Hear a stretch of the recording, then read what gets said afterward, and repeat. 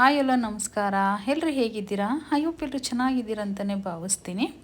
ಇವತ್ತು ನಾನು ಒಳ್ಳೆ ರುಚಿಯಾಗಿರುವಂತಹ ಒಂದು ರಸಮ್ನ ತೋರಿಸ್ತಾ ಇದ್ದೀನಿ. ಇದು ಎಮರ್ಜೆನ್ಸಿಗೆ ಬೇಗನೆ ಮಾಡಿಕೊಳ್ಳುವಂತಹ ಒಂದು ರಸಮ್ ಅಂತಲೇ ಹೇಳ್ಬೋದು. ಹಾಗೆಯೇ ಒಂದು ಮದುವೆ ಶೈಲಿಯ ರಸಮ್ ಅಂತ ಕೂಡ ಹೇಳ್ಬೋದು. ರಸಮ್ ತಿಂದಿಲ್ಲ ಅಂತಂದರೆ ಊಟ ಫುಲ್ಫಿಲ್ ಅಂತ ಅನಿಸೋದೇ ಇಲ್ಲ. ಬನ್ನಿ ಮಾಡೋದು ಹೇಗೆ ಅಂತ ನೋಡೋಣ. ನಾನಿಲ್ಲಿ ಒಂದು ಪ್ಯಾನ್ನ ಇಟ್ಕೊಂಡಿದ್ದೀನಿ. ಒಂದು ಅರ್ಧ ಸ್ಪೂನ್ ಧನಿಯಾ, ಒಂದು ಅರ್ಧ ಸ್ಪೂನ್ ಮೆಣಸು, ಒಂದು ಅರ್ಧ ಸ್ಪೂನು ಜೀರಿಗೆ ಹಾಕ್ಕೊಂಡು, ಒಂದು 3 ಹಸಿಮೆಣ್ಸಿನ್ಕಾಯಿ, ಇಲ್ಲಿ ಒಂದು 3 ಒಣಮೆಣ್ಸಿನ್ಕಾಯಿ, ಹಾಗೆಯೇ ಒಂದು ಸ್ವಲ್ಪ ಕರಿಬೇವಿನ ಸೊಪ್ಪು, ಹಾಗೆಯೇ ಒಂದು 5ರಿಂದ 6 ಬೆಳ್ಳುಳ್ಳಿ, ಇದನ್ನೆಲ್ಲ ಹಾಕ್ಕೊಂಡು ನೀಟಾಗಿ ಸ್ವಲ್ಪ ಹುರ್ಕೋಬೇಕಾಗುತ್ತೆ. ಒಂದು ಸ್ವಲ್ಪ ಟೋಟಲ್ ಓವರಾಲ್ ಸ್ವಲ್ಪ ಘಮ ಬರಬೇಕು. ಆ ರೀತಿ ನಿಧಾನಕ್ಕೆ ಉರಿ ಇಟ್ಕೊಂಡು ಯಾವುದು ಸೀಸಕ್ಕೆ ಹೋಗಬಾರ್ದು. ಆ ರೀತಿ ನಾವು ಹುರ್ಕೋಬೇಕಾಗುತ್ತೆ. ಆವಾಗ ತುಂಬ ಚೆನ್ನಾಗಿರುತ್ತೆ ಅಂತಲೇ ಹೇಳ್ಬೋದು. ಸ್ವಲ್ಪ ನೀಟಾಗಿ ಹುರ್ಕೋಬೇಕಾಗುತ್ತೆ. ತುಂಬಾ ಚೆನ್ನಾಗಿರುತ್ತೆ. ಈ ರೀತಿ ಮಾಡಿದಾಗಂತೂ ರಸಮ್ ಅಂತೂ ಬ್ಯೂಟಿಫುಲ್ ಅಂತಲೇ ಹೇಳ್ಬೋದು. ಭಾಳ ಚೆನ್ನಾಗಿರುತ್ತೆ ಆ್ಯಕ್ಚುಲಿ. ಇದನ್ನೆಲ್ಲ ಹುರ್ಕೊಂಡಿದ್ದಾಯಿತು. ನೋಡ್ತಾ ಇರ್ಬೋದು ನೀವು ಎಷ್ಟು ಚೆನ್ನಾಗಿ ಹುರಿದಿದೆ ಇದು. ಇಲ್ಲಿ ನಾನು ಇದನ್ನ ಒಂದು ಜಾರಿಗೆ ಹಾಕ್ಕೊಳ್ತಿರುವಂಥದ್ದು. ಜಾರಿಗೆ ಹಾಕ್ಕೊಂಡಿದ್ದೀನಿ. ಏನು ಮಾಡಬೇಕು ಅಂತಂದರೆ, ನಾನು ಯಾವುದೇ ನೀರನ್ನ ಉಪಯೋಗಿಸಲ್ಲ, ಹಾಗೆಯೇ ರುಬ್ಕೊಳ್ಬೇಕಾಗುತ್ತೆ. ಈಗ ನಾನು ಅದರಲ್ಲಿ ಹಸೆಕಾಯಿನ ಕೂಡ ಹಾಕ್ಕೊಂಡು ಒಂಚೂರು ಅದನ್ನೇ ರುಬ್ಕೊಳ್ತಾ ಇದ್ದೀನಿ. ನೀವು ಸಪ್ರೇಟ್ ಇದ್ದರೆ ಸಪ್ರೇಟ್ ಕೂಡ ಹಾಕ್ಕೋಬೋದು. ಈ ರೀತಿ ರುಬ್ಕೊಂಡ್ರೆ ಸಾಕಾಗುತ್ತೆ ಅಷ್ಟೇನೆ. ನೋಡಿ, ಈ ರೀತಿ ಒಂಥರ ಒಂದು ಸ್ವಲ್ಪ ನುಣ್ಣಗೂ ಅಲ್ಲ, ಅತ್ತೆಗೆ ನುಣ್ಣಗಾಗ್ದಂಗೂ ಅಲ್ಲ, ಆ ರೀತಿ ರುಬ್ಕೋಬೇಕಾಗುತ್ತೆ. ಇಲ್ಲಿ ನಾನು ಅದೇ ಪ್ಯಾನ್ಗೆ ಒಂದು 3ರಿಂದ 4 ಸ್ಪೂನ್ನ ಆಯೆಲ್ಲ ಹಾಕ್ಕೊಳ್ತಾ ಇದ್ದೀನಿ. ಸಣ್ಣ ಸ್ಪೂನಲ್ಲಿ 3ರಿಂದ 4. ಇಲ್ಲಿ 2 ಒಣಮೆಣ್ಸಿನ್ಕಾಯಿನ ಹಾಕ್ಕೊಳ್ತಾ ಇದ್ದೀನಿ ನಾನು. ಹಾಗೆಯೇ ಒಂದು ಕರಿಬೇವಿನ ಸೊಪ್ಪು, ಒಂದು 10ರಿಂದ 15 ಎಲೆ ಕರಿಬೇವಿನ ಸೊಪ್ಪನ್ನ ಹಾಕ್ಕೊಳ್ತಾ ಇದ್ದೀನಿ. ಒಗ್ಗರಣೆಗಿದು ಮಾಡ್ತಿರುವಂಥದ್ದು, ಆಯಿತಾ? ತುಂಬಾ ಚೆನ್ನಾಗಿರುತ್ತೆ. ಈ ರೀತಿ ಟ್ರೈ ಮಾಡಿ ನೋಡಿ, ಭಾಳ ಚೆನ್ನಾಗಿರುತ್ತೆ.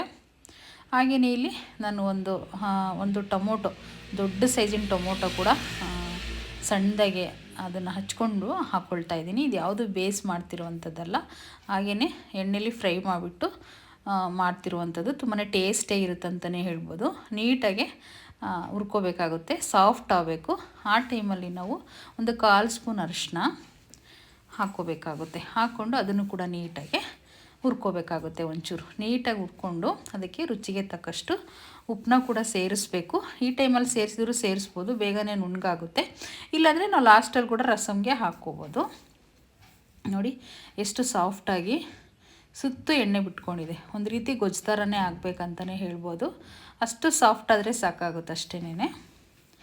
ನೋಡಿ, ನೀಟಾಗಿ ಮಿಕ್ಸ್ ಮಾಡಿಕೊಂಡ್ರೆ ಆಯಿತು. ಏಕೆಂದರೆ ಒಂಥರ ತಳ ಹಿಡಿದ್ಬಿಡುತ್ತೆ, ಹಾಗಾಗಿ ಕೈ ಆಡಿಸ್ತಲೇ ಇರಬೇಕು. ಇಲ್ಲಿ ನಾನು ಏನು ರುಬ್ಕೊಂಡಿದ್ನೋ ಮಸಾಲೆನ, ಅದನ್ನು ನಾನು ಈ ಟೈಮಲ್ಲಿ ಹಾಕ್ಕೊಂಡು ನೀಟಾಗಿ ಮಿಕ್ಸ್ ಮಾಡ್ಕೊಳ್ತಾ ಇದ್ದೀನಿ. ಸ್ವಲ್ಪ ನೀಟಾಗಿ ಮಿಕ್ಸ್ ಮಾಡ್ಕೋಬೇಕಾಗುತ್ತೆ. ನಾನಿಲ್ಲಿ ಬಾಣಲಿಲಿ ಮಾಡ್ತಿರುವಂಥದ್ದು, ಒಂದು ಪ್ಯಾನಲ್ಲಿ. ನೀವು ಪಾತ್ರೆಯಲ್ಲೂ ಕೂಡ ಮಾಡ್ಕೋಬೋದು. ನಾನು ಪ್ಯಾನಲ್ಲಿ ಮಾಡ್ತಿರುವಂಥದ್ದು, ಯಾಕಂದರೆ ಸ್ವಲ್ಪ ಸಾಂಬಾರು ಅಷ್ಟೇ ನಮ್ಮದು. ನಾನು ಏನು ಕ್ವಾಂಟಿಟಿ ತೊಗೊಂಡಿದ್ದೀನೋ, ನೀವು ಎಷ್ಟು ಜನ ಇದ್ದೀರೋ ಅದ್ರ ಮೇಲೆ ಕ್ವಾಂಟಿಟಿ ತೊಗೊಳಕ್ಕೆ ಹೋಗಿ. ಇಲ್ಲಿ ನಾನು ಹುಣಸೆ ರಸನ ನೆನೆಸಿ ಇಟ್ಕೊಂಡಿದ್ದೆ, ಅದನ್ನು ಕೂಡ ಈ ಟೈಮಲ್ಲಿ ಸೇರಿಸ್ಕೊಳ್ತಾ ಇದ್ದೀನಿ. ಹುಣಸೆ ರಸ ಹಾಕಿದ್ರೇ ಆ ರಸಮ್ಗೆ ಟೇಸ್ಟ್ ಅಂತಲೇ ಹೇಳ್ಬೋದು. ಇಲ್ಲಿ ಯಾವ ಬೇಳೆನೂ ಉಪಯೋಗಿಸಿಲ್ಲ ನಾನು.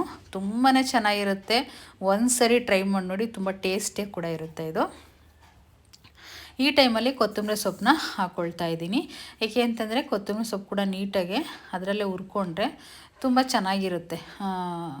ಒಂಥರ ಬೇಯಬೇಕದು, ಹಸಿದಿದ್ದರೆ ಅಷ್ಟು ಚೆನ್ನಾಗಿರಲ್ಲ. ಹಾಗಾಗಿ ನೋಡಿ ಎಷ್ಟು ನೀಟಾಗೆ ಮಿಕ್ಸ್ ಮಾಡ್ಕೊಳ್ತಾ ಇದ್ದೀನಿ ನಾನಿಲ್ಲಿ.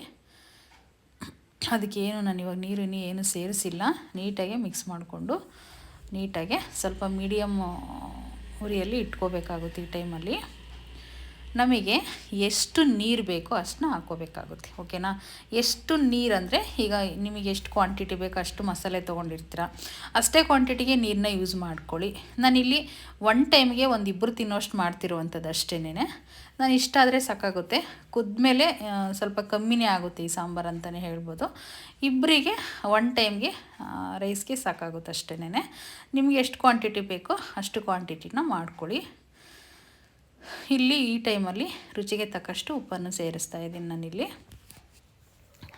ಅದನ್ನು ಕೂಡ ನೀಟಾಗಿ ಮಿಕ್ಸ್ ಮಾಡ್ಕೋಬೇಕಾಗುತ್ತೆ. ನೀಟಾಗಿ ಮಿಕ್ಸ್ ಮಾಡ್ಕೊಳ್ತಾ ಇದ್ದೀನಿ ನಾನು. ನೋಡಿ ಈ ಟೈಮಲ್ಲಿ ಆಲ್ರೆಡಿ ಇನ್ನೂ ಕುದಿನೇ ಬಂದಿರಲ್ಲ, ಘಮ ಅಂತ ಸ್ಮೆಲ್ ಬರ್ತಾ ಇರುತ್ತೆ. ಧನಿಯಾ ಕಾಳು, ಕರ್ಬೇವಿನ ಸೊಪ್ಪು ಆಗಿರ್ಬೋದು, ಬೆಳ್ಳುಳ್ಳಿ ಆಗಿರ್ಬೋದು, ಒಂಥರ ಹಸಿಮೆಣ್ಸಿನ್ಕಾಯಿ, ಒಣಮೆಣ್ಸಿನ್ಕಾಯಿ, ಕಾಯಿ ತುರಿ ಎಲ್ಲನೂ ಹಾಕ್ಕೊಂಡಿರ್ತೀವಲ್ಲ, ತುಂಬ ಚೆನ್ನಾಗಿ ಘಮ ಬರ್ತಾ ಇರುತ್ತೆ. ನಾನಿಲ್ಲಿ ಒಂದು ಮುಚ್ಚಳನ ಹಾಕಿ ಒಂದು ಕುದಿ ಆದಮೇಲೆ ತೆಗೆದು ನೋಡ್ತಾ ಇದ್ದೀನಿ. ನೋಡಿ ಎಷ್ಟು ಚೆನ್ನಾಗಿ ಕುದಿ ಬಂದಿದೆ, ಘಮ ಅಂತ ಮನೆಯೆಲ್ಲ ಸ್ಮೆಲ್ ಬರ್ತಾ ಇರುತ್ತೆ ಅಂತಲೇ ಹೇಳ್ಬೋದು. ರಸಮಲ್ಲಿ ತುಂಬ ವೆರೈಟಿ ರಸಮ್ಸ್ ಇದೆ, ಬಟ್ ಈ ರೀತಿ ಮಾಡಿದಾಗಂತೂ ನಿಜವಾಗೂ ತುಂಬಾ ಚೆನ್ನಾಗಿರುತ್ತೆ ಅಂತಲೇ ಹೇಳ್ಬೋದು. ಒಂದು ಸರಿ ಟ್ರೈ ಮಾಡಿ ನೋಡಿ, ತುಂಬಾ ಟೇಸ್ಟಿಯಾಗಿ ಕೂಡ ಇರುತ್ತೆ, ನಿಮಗೆ ಭಾಳ ರುಚಿಯಾಗಿ ಕೂಡ ಇರುತ್ತೆ. ಅನ್ನದ ಜೊತೆ ಸೂಪರ್ ಕಾಂಬಿನೇಷನ್ ರಸಮ್ ಅಂತಲೇ ಹೇಳ್ಬೋದು. ನಾನೀಗ ರೈಸ್ನ ತೊಗೊಂಡಿಲ್ಲಿ ರಸಮ್ ಕೂಡ ಹಾಕ್ಕೊಂಡು ಸರ್ವ್ ಮಾಡ್ಕೊಳ್ತಾ ಇದ್ದೀನಿ. ನೀವು ಕೂಡ ಒಂದು ಸರಿ ರಸಮ್ನ ಟ್ರೈ ಮಾಡಿ. ವಿಡಿಯೋ ಹೇಗೆ ಅನ್ನಿಸ್ತು ಅಂತ ಹೇಳ್ಬಿಟ್ಟು ಕಮೆಂಟಲ್ಲಿ ತಿಳಿಸಿ. ವಿಡಿಯೋ ಇಷ್ಟ ಆದರೆ ಒಂದು ಲೈಕ್ ಮಾಡಿ, ಶೇರ್ ಮಾಡಿ, ಹಾಗೆ ಕಮೆಂಟ್ ಮಾಡಿ. ನನ್ನ ಚಾನಲ್ನ ಇನ್ನೂ ಯಾರು ಸಬ್ಸ್ಕ್ರೈಬ್ ಮಾಡ್ಕೊಂಡಿಲ್ವೋ ಪ್ಲೀಸ್ ಸಬ್ಸ್ಕ್ರೈಬ್ ಮಾಡ್ಕೊಳ್ಳಿ. ನಿಮಗೆ ನಾನು ಹಾಕಿರೋ ವಿಡಿಯೋಗಳು ನಿಮಗೆ ನೋಟಿಫಿಕೇಷನ್ ಮುಖಾಂತರ ಬಂದುಬಿಡುತ್ತೆ. Thank you all.